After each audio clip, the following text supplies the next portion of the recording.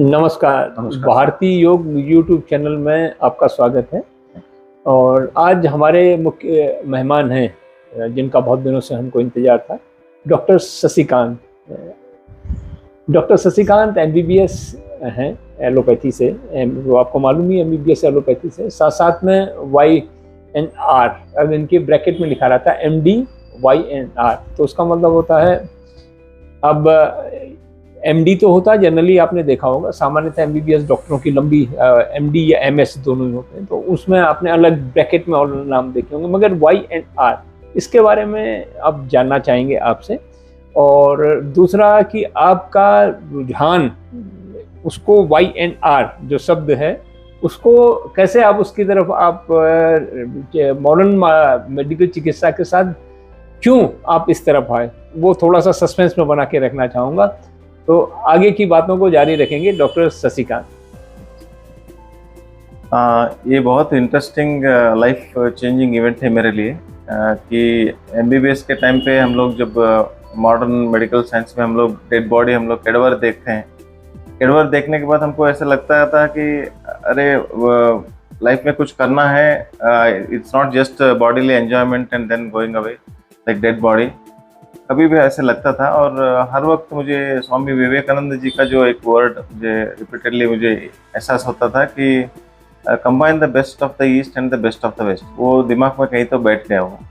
तो हम लोग जो हमारा मेडिकल सिस्टम है, it is all just directly copied from British medical system. Indian medical system is just a copy of British medical system.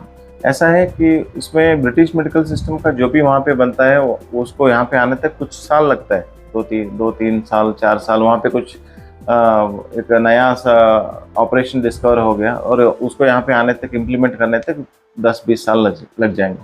तो मुझे लगता था कि हमको इंडियननेस को उसमें ऐड करना है, क्योंकि इंडियन पॉपुलेशन अलग है, वेस्टर्न पॉपुलेशन अलग है।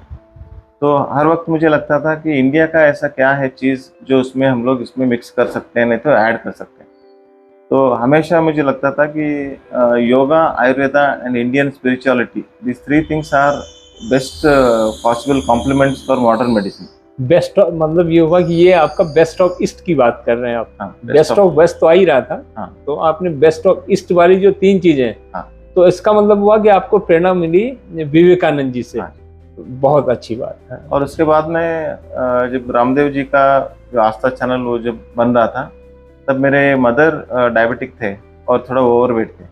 तो हर दिन सुबह वो विद ऑल मेडिकल प्रिकॉशंस, सब मेडिकल का सब प्रिकॉशंस लेके शी टूक अ permission from doctor that she can do yoga. तो योगा स्टार्ट करने के बाद में बहुत अच्छा सा कंट्रोल आया, उनका वेट भी मैनेज हुआ और अभी तो उनका वेट बहुत अच्छा है। Regular she is a yoga practitioner. And उससे मुझे लगा कि मुझे डेफिनेटली ये वाला ग्रे एरिया है, ओपन स्पेस है, जहाँ पे मेडिकल वाला इन्वॉल्व हुआ तो बहुत कुछ कंट्रीब्यूट कर सकता है, नहीं तो एनहांस कर सकता है। नहीं तो मेडिकल का डॉक्टर जब योग के बारे में बात कर रहा है तो the value added component for yoga will be enhance.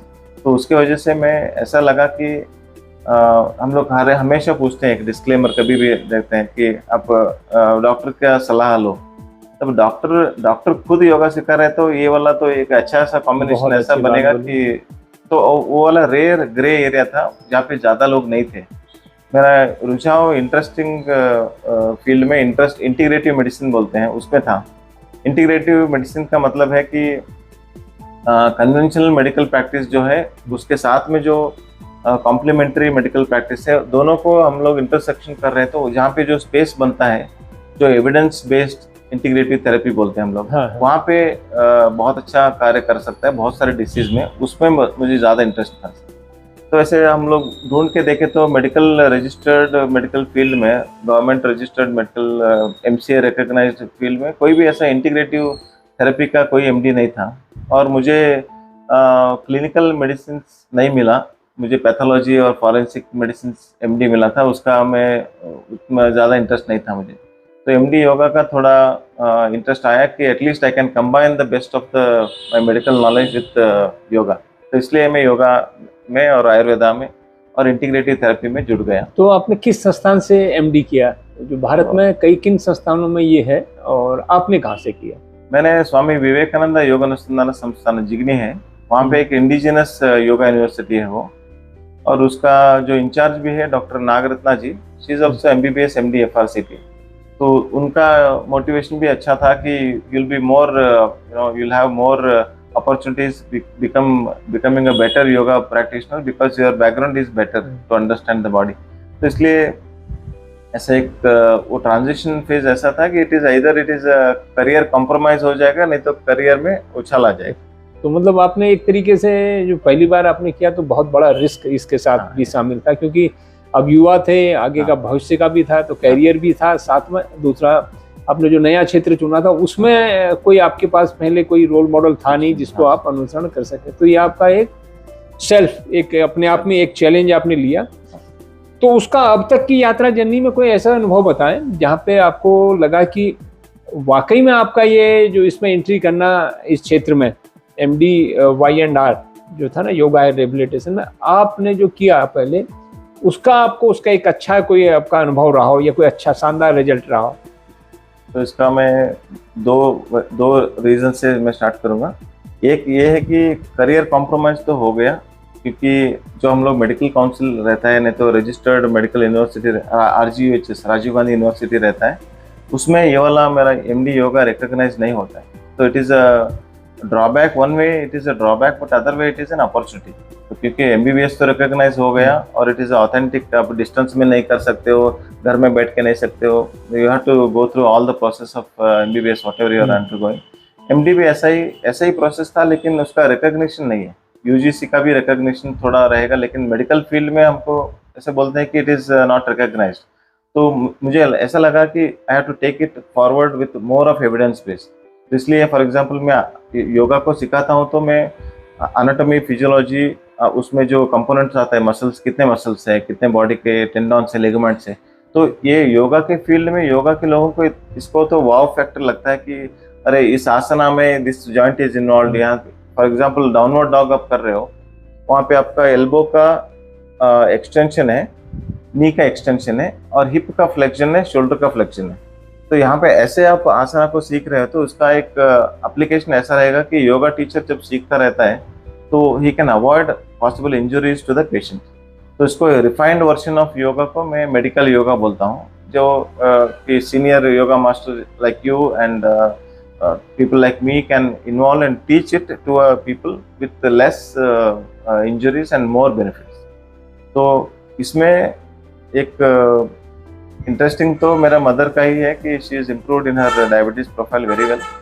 तो मेरा भी ऐसा था कि मैं बेसिकली सेवा दल में था, NCC में था, और मैं MBBS के बाद में नेशनल डिफेंस एकेडमी में मैं एग्ज़ाम दिया था। एग्ज़ाम में तो फेल हो गया मैं, तो आई कुड नॉट गेट। नहीं, फेल तो नहीं कहेंगे, वो रिकमेंडेड कहेंगे, मतलब क्या कि वो रिकमेंड नहीं हुए, फेल सब तो थोड़ा सा अलग नहीं आया और MBBS में चला गया। लेकिन अभी के माहौल में जो आप पोस्ट कोविड एरा को देखते हो, पोस्ट कोविड एरा में आयुर्वेदा का जो न्यूट्रिस्यूटिकल डायमेंशन में है, आयुर्वेदा आचार्य लोग कोई नहीं चाहिए, लेकिन आयुर्वेदा का फार्मूला चाहिए। तो लोग अभी कैसे बन गए, मुझे ये फार्मूला दे दो, मैं थाउजेंड्स ऑफ मेडिसिन छाप के मैं बेच दूंगा, तो वैसे चल रहा है। तो उसमें ऑथेंटिसिटी आए, तो ऑथेंटिसिटी आपका वैल्यू ऐड करता है in terms of patient recovery. For example turmeric है, हम लोग ग्रॉसली टर्मरिक यूज करते हैं, refined version of turmeric is curcumin. तो ऐसे बहुत सारे रिसर्च होना चाहिए, बहुत सारे आयुर्वेदा डॉक्टर्स भी मोटिवेटेड होके इसमें जुड़ना चाहिए, so that at least for example one Ayurveda doctor, one MBBS doctor publishing one research in the field of yoga and Ayurveda once in his or her lifetime, तो कितने डॉक्टर से बहुत सारा कंट्रीब्यूशन हो सकता है। That could be the motivation factor for people to get involved in yoga। बहुत अच्छी बात। और ये आपने वाकई में आपने जो विवेकानंद जी का जो स्टेटमेंट था, best of west and best of east, उनको आपने मिलाया। एक एलोपैथ का डॉक्टर और एक आयुर्वेद का डॉक्टर स्वयं मिलके एक रिसर्च पेपर बनाए, तो वो एक अद्भुत होगा और ऑथेंटिक होगा। तो जो पैथियों का जो विवाद चल रहा है भारत में, उसको पूर्ण विराम लगाने के लिए आपका एक अनुभव, बहुत ही एक अनुभूत, एक आपका जो एक सोच है, उसको हम प्रणाम करते हैं। और आज इसी चर्चा को हम यहाँ विराम देंगे। डॉक्टर साहब, भारतीय योग में आने के लिए आपका धन्यवाद। जय हिंद। जय हिंद।